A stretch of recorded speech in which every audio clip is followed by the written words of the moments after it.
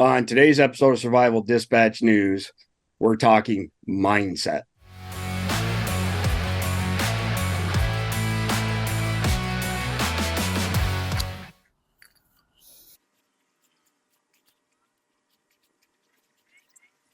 Hey guys, today's video is brought to you by JK Survival Bushcraft.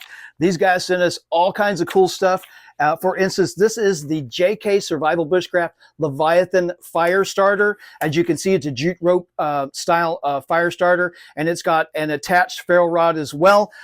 This is a really cool item by JKSB. This is a fire diaper. Yes, you can put your jokes in the comment below, but let me explain this. This is really cool. It's they're a fire starter diaper that actually has a pocket that you can stuff with tinder. First time I've seen something like this. And by the way, the boys at JKSB sent us a piece of genuine Ohio flint. As always, we'll have a link below so you can check them out. JK Survival Bushcraft. And we're back, and we're joined by Dan and Steve from Anything Outdoors with Steve once again. Good to Thank you for having us. Thanks for having us back. So, Dan, you put together basically a 12-step program for mindset. Do you want to get us started on this topic? Certainly. So we're just to preface our conversation, we're talking about a survival mindset, but we're not alluding to or suggesting that everybody should aspire to become some steely-eyed warrior, crawling through the jungle, ready to eat his own guts and ask for seconds. So this 12-step program won't turn us into Rambo? Is that what you're saying? You know what? Maybe some of us already are. I'm too old and long in the tooth to be jumping out of trees and stabbing boars. Yeah. So we're talking about normal people, right? Normal people who happen to find themselves in a catastrophic scenario or not.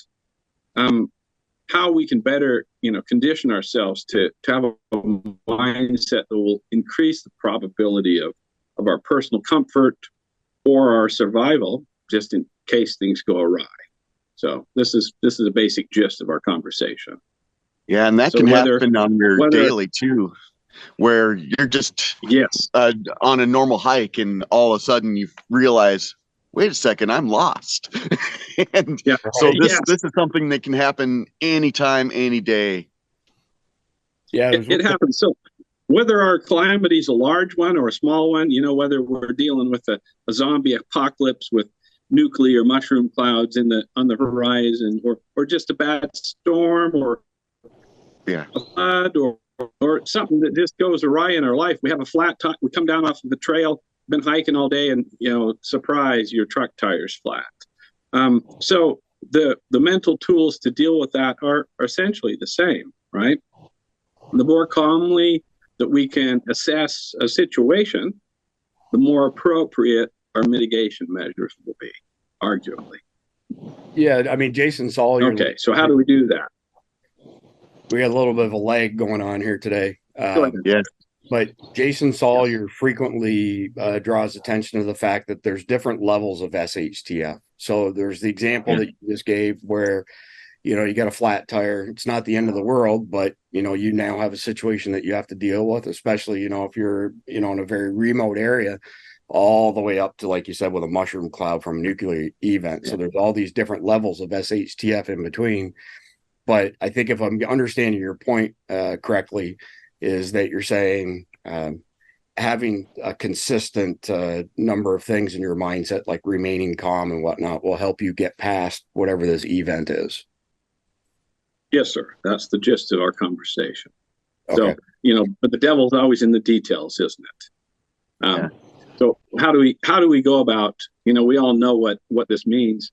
That said, we don't know until the moment of truth how we're going to react to a situation. Are we going to assess the situation calmly and plot a solution for it?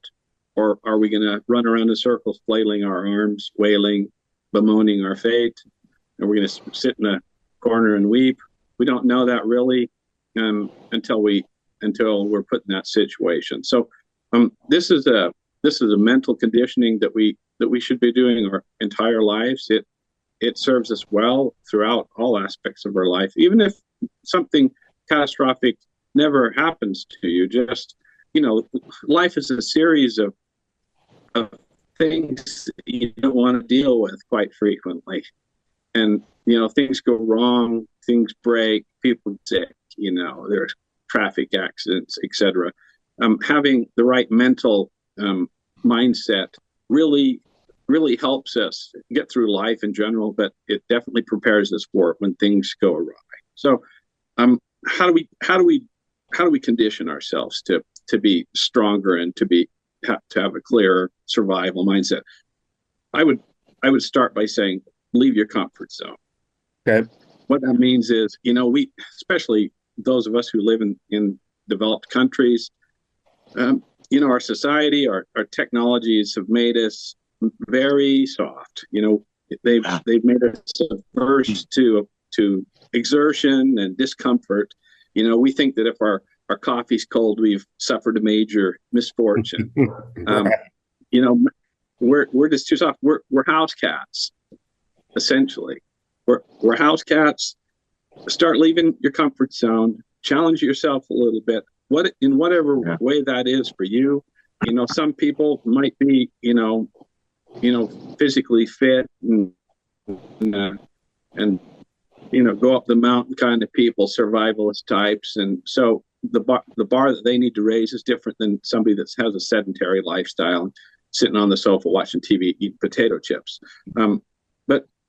But for all of us, we should be challenging ourselves. The competition's not against other people; it's against ourselves. Yes. Start raising the bar. You begin by getting up off the sofa and walking around the block. Yeah, that's really good advice, because I can tell you for many years, when I was competing in powerlifting, there was never a situation where I beat somebody or they beat me, because you're not directly competing against that person. You're competing against yourself, so that's well said, Dan. Yeah, it's truly a good point. And when I was talking to Dan initially and we started doing this hiking thing, when he was talking about winter hiking through the snow, I'm like, man, that sounds truly miserable. And lo and behold, it's some of my favorite hiking now. Pushing through the snow when it's about 2 feet deep and you're knee deep in snow and falling through, post holing. It's truly an adventure, because you really are challenging yourself the whole way and realizing what you are capable of. And you start impressing yourself sometimes. That's a great example, Steve. Really good example. And for the record, it is miserable. it is miserable. No, it isn't. For some reason, maybe it's masochism. I don't know, but frequently when there's a blizzard warning, Steve will call me or I'll call him and say, "Are you thinking what I'm thinking?" and we head out into it to face the storm. And for some reason, we find that adventurous and entertaining. It's therapeutic. I was going to say cathartic on some level. Cathartic. Yes. Jason Sawyer, actually, just to bring his name up again, makes that point frequently when they plan some of these outdoor excursions or simulations and whatnot. They purposely do not cancel any of that stuff when it's raining, because if the shit does hit the fan, it's probably going to be crappy all the way. Get a choice. End up with crappy weather, so you should immerse yourself in that. Mm-hmm. And one of the 12 steps, was it 12 steps we decided we have here? 12 steps, yes. Yeah. One of our 12 steps is building willpower. We'll get to that here. Let's not jump the gun here. I'm there's not really an arbitrary order, but kind of have the order in my mind here. So in order to have a clear mind, physical conditioning, our physical condition is inseparable from the condition of our mind. It really is. The importance of, yes, go ahead, Chris. No, I was just going to say, I had this discussion with Dr. Jason Dean yesterday, and that's a point that he made as well, that the human body was designed to move. So yes, lead a sedentary lifestyle, then your body will start to fall apart. Your muscles atrophy rapidly. Yeah, very rapid. It's amazing how quickly you lose that muscle tone. I mean, just sitting around for a couple weeks and boom, it's gone. It just blows me away how fast it disappears. Yeah. So You've been sitting there really sedentary during, for the, holidays or something, and a couple of weeks of not getting out and about, and then you decide, oh yeah, I'm going to go do a 10-mile day hike. Yeah, I can do this easy. Then you realize, whoa, what happened to me? I turned into a marshmallow. Yeah, Dr. Jason Dean's point really was that regardless of what your level of physical fitness is, it's really a health issue. So, it's a combination of having some level of activity, even something as simple as walking around the block, but also, our diet is saturated in sugar. So yes, we're all old enough to remember, in the 80s, there was this massive campaign against fat. We're going to take the fat out of everything. Follow the money like everything else, right? So sugar is refined the same way that cocaine is refined. It lights up the cerebral cortex the same way that cocaine does, and it's just as, if not more, addictive than cocaine is. So the taking the fat out of the foods and making it taste horrible and putting sugar in to make it taste better was all by design to get people hooked on these crappy processed foods, which is why we have this explosion of obesity across America now. Depending on whose numbers you want to believe, potentially upwards of 70+% of people are obese. So Dr. Jason Dean's, point on all this was you have to remain active and you have to eat a reasonably decent diet to keep your head screwed on right, which speaks to this topic of mindset. So I'll let you go from there.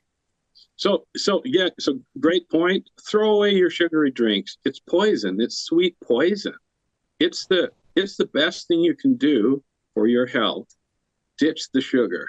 Just throw it away. Walk away from it. Take your ice cream, toss it in the trash where it belongs, and start eating, healthy. Fuel your body, fuel your mind. Go through your pantries and discard all this processed garbage with all of these chemicals in it. You just can't have a survival mindset if you're sitting on the sofa and, too apathetic to get up or doped out on medication or, sitting there with a gallon of ice cream that you need to finish. Start now. Start now to whatever level that you're capable and comfortable doing. Do it. Just do it. Agreed. It's hard to have a strong mind with a weak body. That's what it comes down to. Yes. So, which leads to our next point. So, training and adventuring. So, whatever that means for you, whatever motivates you, whatever excites you, whether it's walking your dog through the woods or bowling or hunting or fishing or climbing mountains, whatever that happens to be, running, do it. Figure out what your passion is and start pursuing it. And try out different things too, because you never know what you like until you try it. Because there's amazing things out there that I figured would be completely miserable, and I end up enjoying them so much now. Well, I think part of this point as well is confidence. So if you've undertaken these activities that you enjoy and you have to apply that skill set in whatever the scenario is, your confidence level will be much higher, which then again feeds a positive mindset. It does. Yeah, knowing what your limitations are, knowing and understanding that, when you start getting out there and realizing I can do all this and still have energy left over or whatever it may be, but realizing it through practice, it really does change your confidence levels. Well, knowing your limitations and your capabilities is a predication of confidence, right? Yes. One of the things that Steve and I do when we go hiking, aside from the fact that we like to do it, is it's a good way to condition us physically, and it's a good way to test our stamina, our own stamina, which fluctuates, depending on what you've been doing or eating recently. But it's a practical knowledge to have. Let's say you're driving home some evening and there's a big storm, ice storm, or a tornado, or a UFO crash, or whatever, and trees start falling across the road. people might say, "Oh, that never happens." Wrong. Yeah. It happens more frequently than some people realize. Sure does. There you are. You're not getting anywhere. Nobody's going to get to you. Trees are in front of you. Trees are behind you. You don't have a chainsaw. There you are. You're 20 miles from home. It's 5 o'clock in the evening. Knowing your capability, you know that you're not going to be able to walk home before dark. Yeah. It's not going to happen. You're going to be overnighting in the car. Will I be able to get home tomorrow? 20 miles. Can I do it? Yes, I can do that. You're 30 miles. Can I do it? No, I'm going to be sleeping somewhere aside, aside the road. Knowing this makes you better prepared to plot a proper solution for your dilemma. Good points. Yeah. Can you survive? I know people have a romanticized notion of, the end of the world scenarios. And, when the zombie movies were popular a while back, you'd hear people saying, "Oh boy, that'd be so cool to have a zombie apocalypse." Really? Really? Yeah. It looks so romantic in the movies, doesn't it? Could you, do you have the ability to survive on a cold mountainside with minimal gear? I would posit for your consideration that most people don't. I agree. And if they survive, they're going to suffer a lot. Oh, yeah. Steve and I have suffered a lot for our ignorance. Yes, we have. How far can you walk in adverse conditions? So there's a blizzard outside and there's 3 feet of snow. Are you going to walk 20 miles home? No, you are not. Yeah. Do you have the basic skills to survive in that kind of inclement weather? Don't wait until the moment of truth to test that proposition. Right. Yeah. So the more you adventure, the more you push your boundaries, the more you learn about your capabilities and limitations, your strengths and your weaknesses. So ultimately, a survival mindset requires strong willpower. And I think in recent videos you had some discussions about that. Building willpower, the importance of willpower. I would bring up as a point of conversation Navy SEAL training. I would dare say that every single person that tries to become a Navy SEAL is in fantastic physical condition. None of us here are stupid enough to even make it try at that, right? Yeah, no kidding. That said, what separates those who pass and those who fail? It's probably not their physical conditioning. It's their willpower. It's their ability to say, "I'm doing this no matter what." The can-do attitude. Agreed. And so, for normal people, are we trying to become Navy SEALs? No. But willpower factors into a lot of our decisions that we make in life. More often than not, we take the path of least resistance, right? True. We do what's easy. We, giving up the ice cream or the beer or the cigarettes or whatever vice it is that you have helps strengthen your resolve. You know yourself better than anybody else. You should. Yes. Finding the aspects of your character and your behavior that you'd like to improve and acting upon those requires willpower, self-discipline, can-do attitude. This will serve you well in small things and large things. Yeah, I distill it down to you are what you think. Yeah. You are what you think. You truly are. You are what you believe yourself to be. Yep, 100%. Sometimes I will. It's my willpower. Steve's in better condition than I am. I'm an old man. And when we're out on the trails, sometimes it's only my willpower that enables me to even keep up with him, and I regret it the next day. But you know, in the moment that come through. I get it. So Yeah. So I think we all understand the importance of willpower. Let's not beat that dead horse too much. A sense of purpose. This is our next discussion. And this is big. So this is big. It's really big. So when we get up in the morning, for some people it's easy. For some people it's agony, especially if you have depression, or you know, or you really have heavy things going on in your life.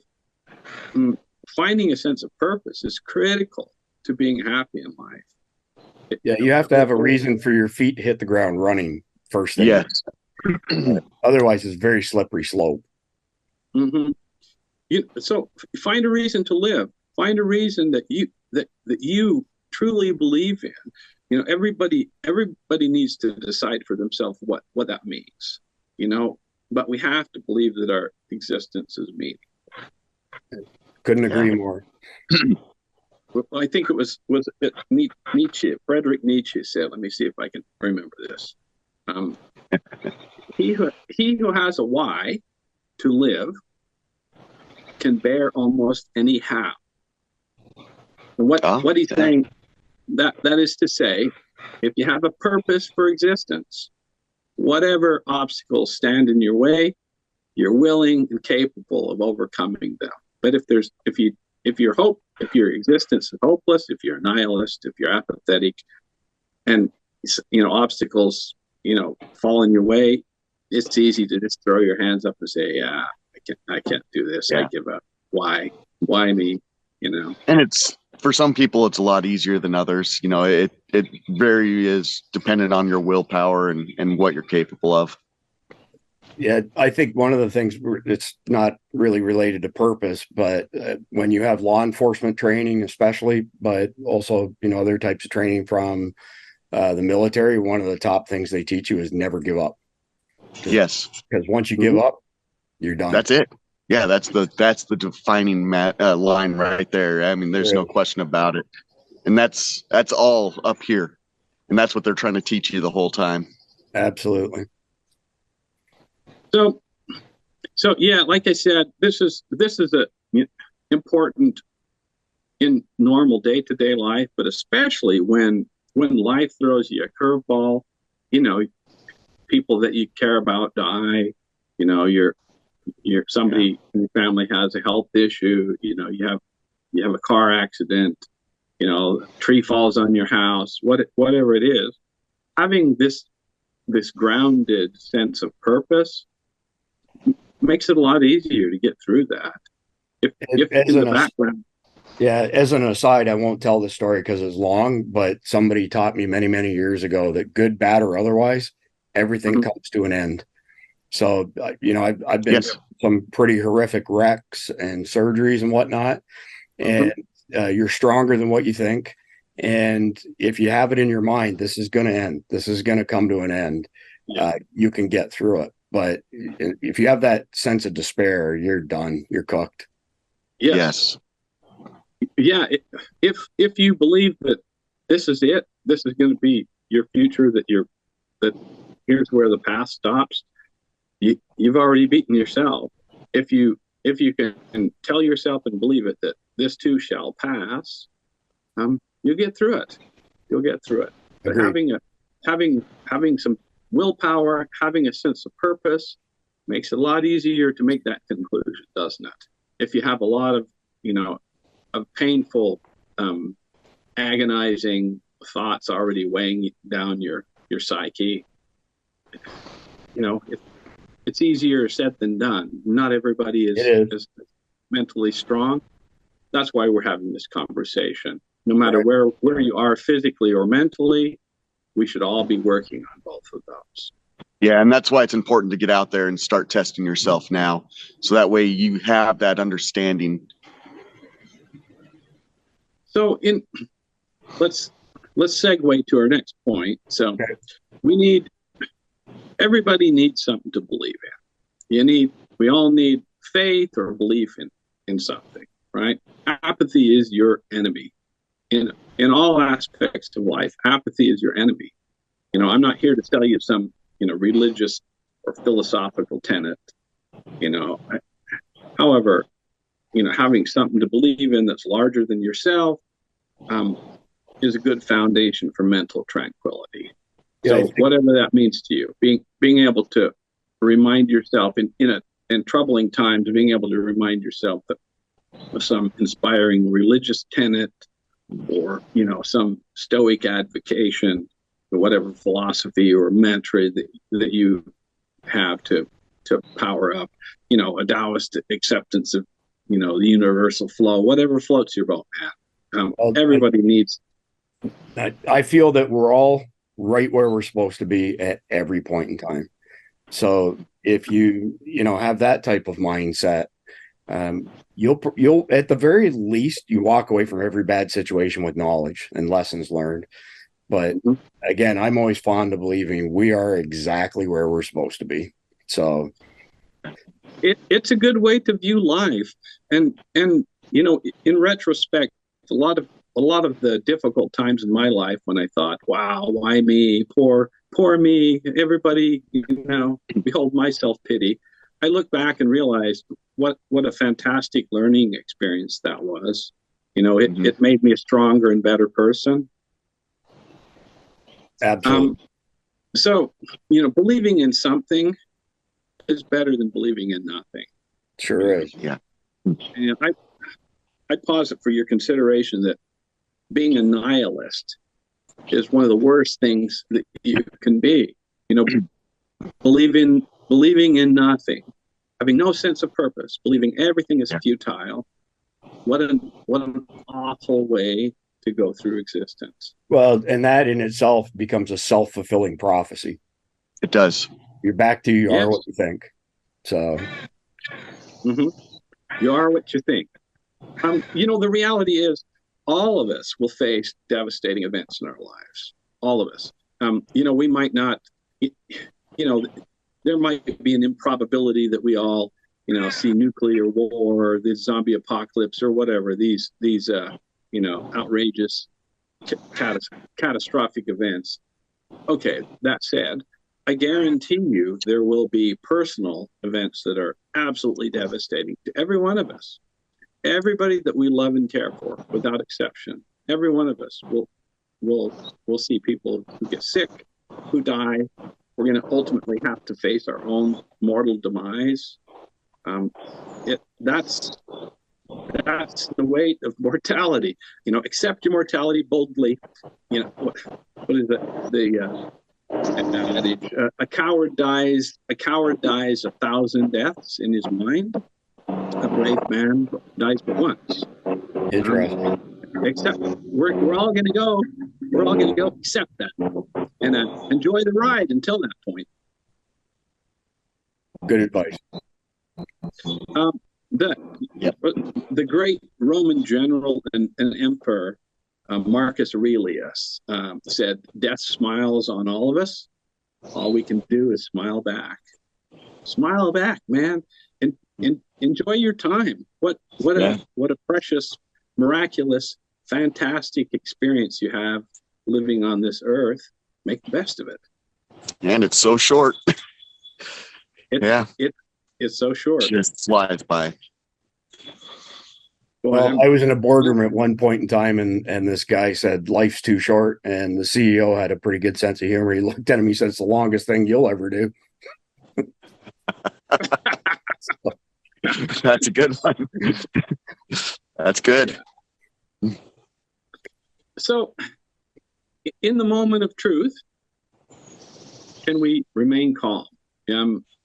That's really what ultimately our goal is. When we're facing, a hardship, whatever that happens to be, are we going to fall apart, or are we going to keep it together? Keeping your head together in a stressful situation is paramount to making it, a good solution, or making good judgment. Steve mentioned, getting lost. We roam, we bushwhack it, we get out and about, and from time to time, we do lose our bearings. And if if you freaked out in that situation, you could get yourself into some serious trouble. Yep. Yeah. Sometimes just sitting there for a minute and just to collect your feelings and your thoughts, just sit down for a minute, take a look around, think about everything around you, and before you know it, things will start making a clear path. Okay, this is where I need to go, and then go for it. Yeah, I would argue though that if you haven't put yourself in those sort of situations, that's true. It'll make it much harder to remain calm. So, correct. You know, it's, again, I like to distill things down to simple, easy to understand terms. It's like being a linebacker, seeing the same play 10,000 times before. Yeah. You react instinctively on where to be, and if you have to stop for a minute and think, you're a step behind everybody else, and you're not in the play. So it's so important to do these things on a repetitive basis. Yes. You know, outdoor skills, you know, primitive skills, whatever the case may be, self-defense skills. You know, don't just buy a gun and think that you're protected. You better use the gun. And I think maybe in previous videos with y'all, I've mentioned 70% of Floridians who are killed by gunshot wound are killed with their own gun after somebody's taken it away from them. And that happened because they didn't have sufficient training. You should not be thinking in an SHTF moment. You should be able to rely on your instincts to remain calm and know how you're going to execute what needs to be done. Yes, absolutely. Yeah, it's that false sense of security. False sense of security. Go ahead, Dan. You know, not just defensive capabilities, but being able to have a basic capability of using fundamental tools like, can you nail a nail into a board? Can you put a piece of plywood over your window? Some of us take that for granted. You know, I grew up working on a farm. You know, I can do plumbing and carpentry. It doesn't look very wonderful, but you know, I can get it done. Do you have a hammer? Do you have nails? Do you have some plywood? Do you have some wire? Do you have pliers? Do you know how to do some basic repairs? Do you have a roll of duct tape, if nothing else? Yeah, if it can't be fixed with duct tape, it can't be fixed. Yeah. Exactly right. But I say this because, you know, having a calm mind, having a tranquil mind is a lot easier if you're confident. You know, well, anxiety is predicated upon uncertainty, right? Yes. We don't know what's going to happen. The better prepared we are, the less likely we are to become agitated and panic. If you're kind of a hothead in general, if you find yourself screaming at the TV because you saw something bad on the news or throwing your remote control, you know, you might want to think about trying to master your emotions. You know, either you're the master of your emotions or you know, they're your master. You know, govern your emotions. We don't have power over all of the external forces around us. Sure. You know, there's very little in this world that we can change or affect. But what we can do, we can be masters over the way we react to it.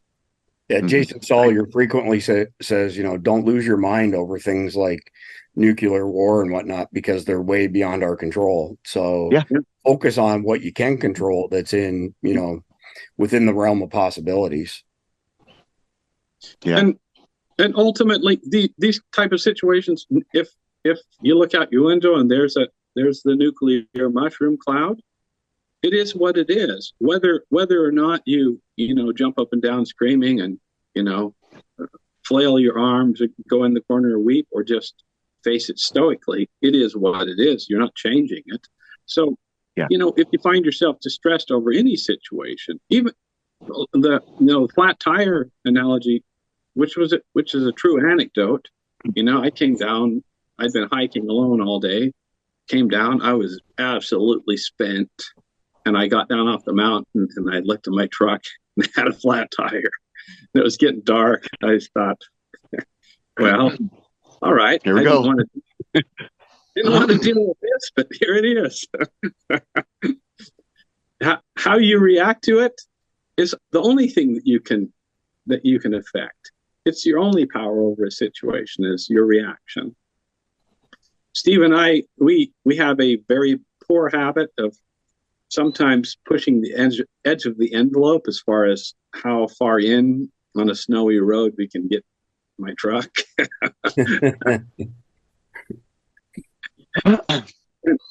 And you know, when we find ourselves in a predicament, which we occasionally do, we laugh, and knowing with confidence that we have the tools to get ourselves out of the fix, and you know, it's going to be a little bit of work, and it is, but you know, you could do that, or you could shout at each other, and you could cry and weep, and it doesn't change your predicament.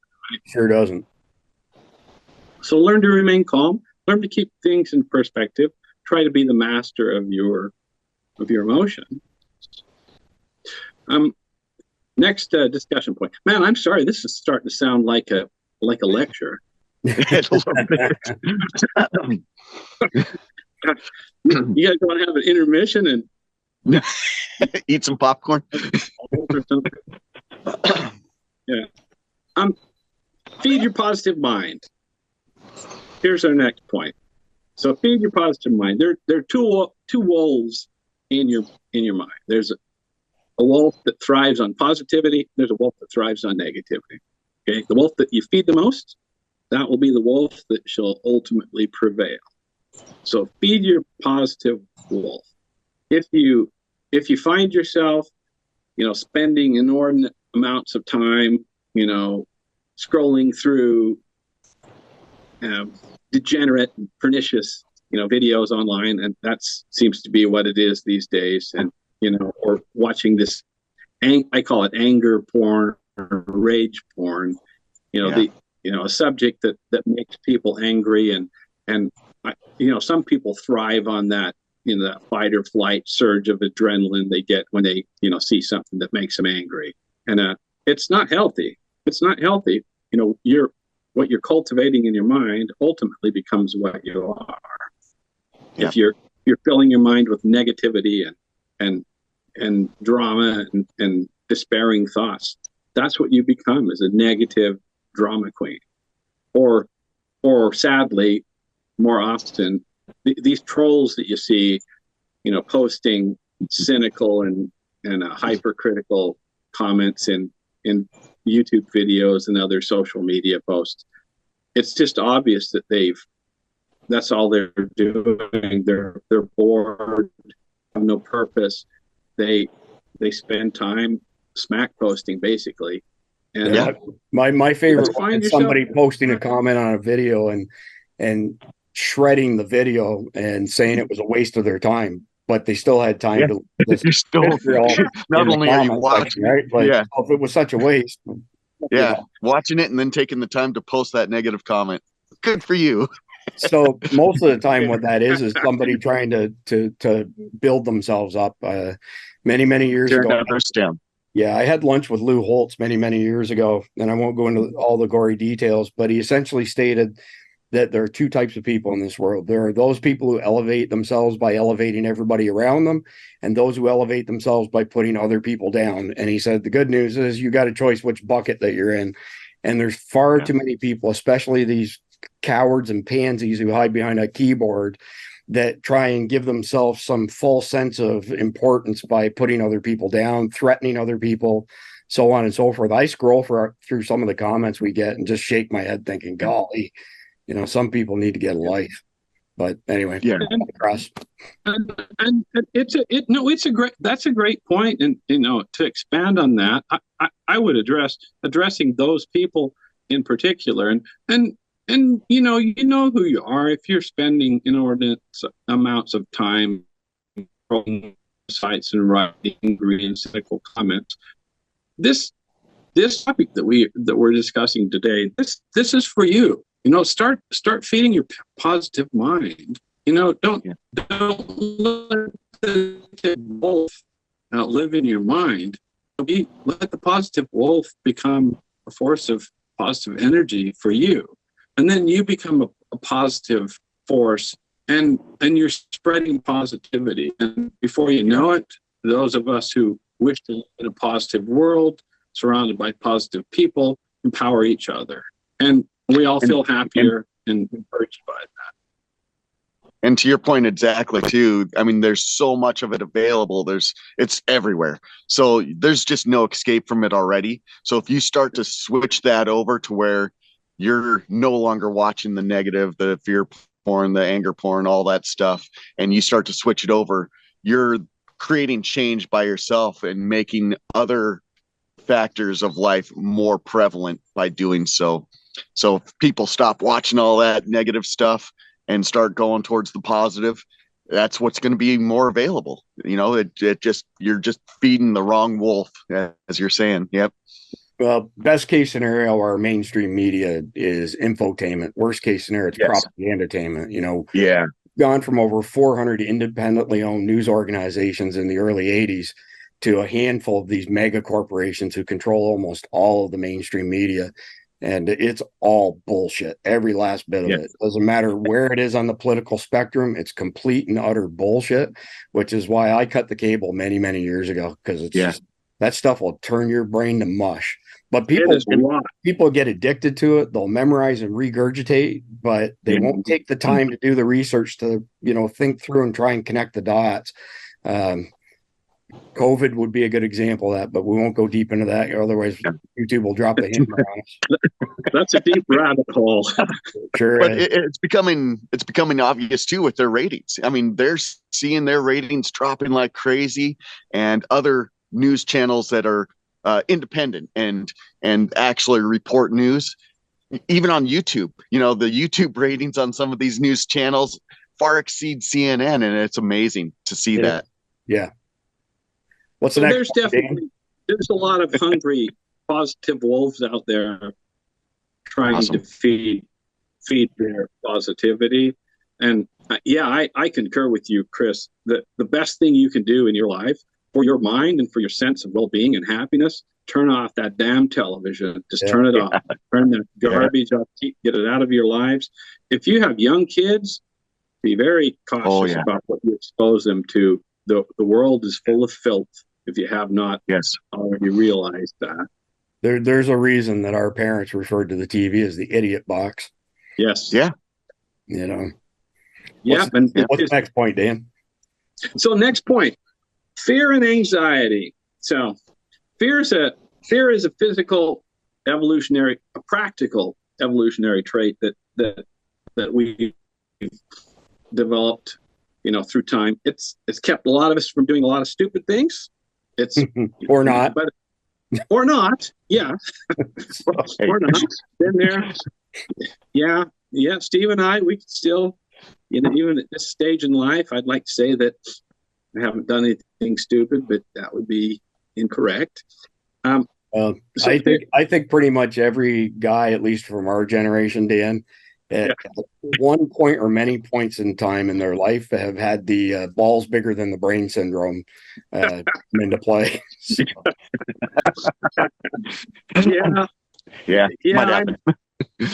I'm genuinely surprised that I've lived this long, quite frankly. So fear can be, a useful thing, but it can also, right? Unless we some sense of proportion and control over it, right? So once we step out our comfort zones, away from our cozy blankets and our distracting entertainment, what it is, and we take an honest look at the world around us, it can be a terrifying place, really, at a certain level. That you get out and see some of the big cities in the U.S., for example, wander the streets. If that doesn't, shock you just a little bit, then you're dead inside. Absolutely. The world is not a happy. We should try to bring our positivity and happiness in it. But the fact is, if we're being intellectually honest, there's terrifying elements to our existence.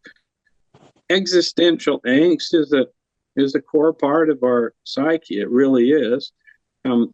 However, without fear, there can really be no bravery, right? If you're not afraid and you do something scary, you're just foolhardy, right? Like you're saying. Always the balls are bigger than the brains. Right. Are you still being affected by that big storm out there, Dan? Because your connection is really keeps coming and going. A lot of yeah, it does. Yeah, we am I cutting out? I'm sorry about that. Yeah, no problem. Yeah, we have a really bad cloud cover. Yeah. Yeah, and it's important to utilize the fear to your advantage, not be crippled by it, and it's a training tool. It really is, and it, just utilize it as that tool, so you're not doing the stupid things that you shouldn't be doing, but also not to be crippled by it. Right. Good advice. So fear and anxiety are predicated upon uncertainty, but preparation is what gives us peace of mind. And that's really, to wrap that up, that's what we're getting at. Start preparing where you feel weak, where you feel vulnerable, where you feel exposed. Do something about that. Make your weaknesses strengths. Yeah. Well, I mean, again, it's worth mentioning that when you practice something, especially perishable skills, repeatedly, you have supreme confidence because you've been through this, you've done it 1,000 times before. You're not doubting yourself. It's when people have that self-doubt, like if somebody, for example, doubts their steadiness on their feet and they're working on a roof or something like that, and they think they're going to fall off. Trust this. They're going to fall off. They'll make themselves fall off, sort of thing. So it's so important, to go through all the preparation, to make sure that you have self-confidence, make sure that you have acquired these perishable skills and that you're continuing to refine them. I mean, guns is a great example, though.